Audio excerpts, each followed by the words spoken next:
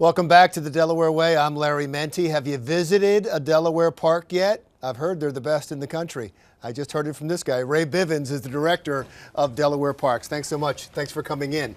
And it's not just me or you saying that. You were voted the best in the country. Yes, the National Parks and Recreation Association gives away a gold medal, and for state parks they only give it away every other year. So we were the recipient, voted by a panel, and we're the 10th state park system to win the award. All of the others have been much larger states like Florida and Virginia.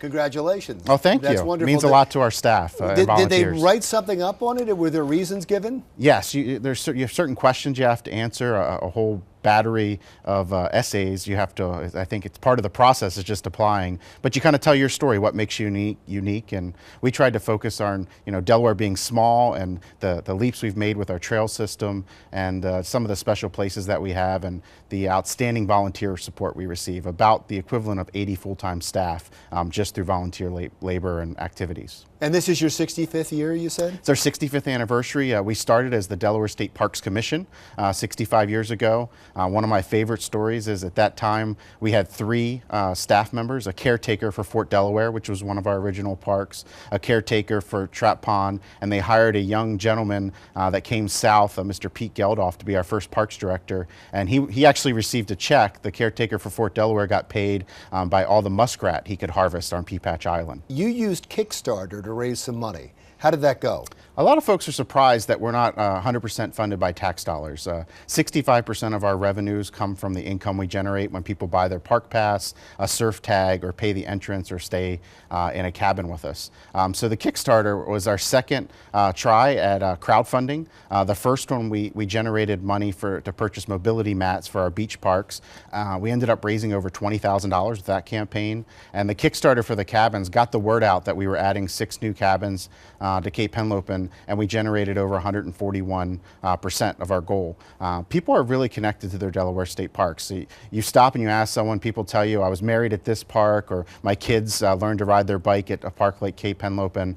So we have a special, it's part of our story is some state parks are these distant places you go once a year to visit. In Delaware, our parks are our community parks in a lot of cases, and people go on a daily or weekly basis to visit. And you can rent these cabins, is what you're saying? The cabins, the reason we needed to add 6 is that the first 6 at Cape Henlopen were the most popular part of our inventory in the entire state. They stayed pretty well booked the entire season. And how much is it to rent a cabin? The cabins generally start about $90 to $100.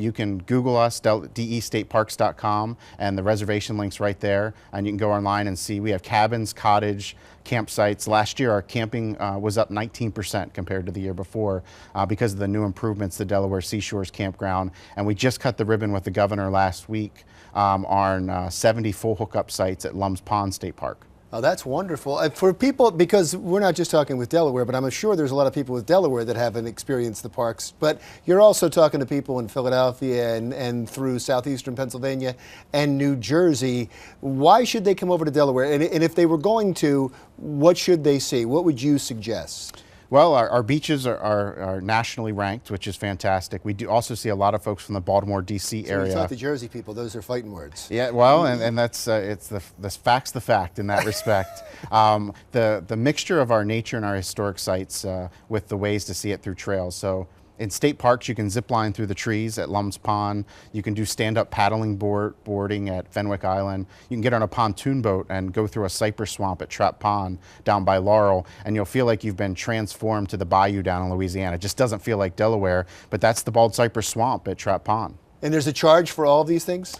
There's a park entrance fee, but with your annual pass, you can go to any of our state parks with that one pass. And what's the attendance like on this? We see about 6 million people. As part of our 65th celebration, one of our original parks, Fort Delaware, we're trying to promote this year heavily.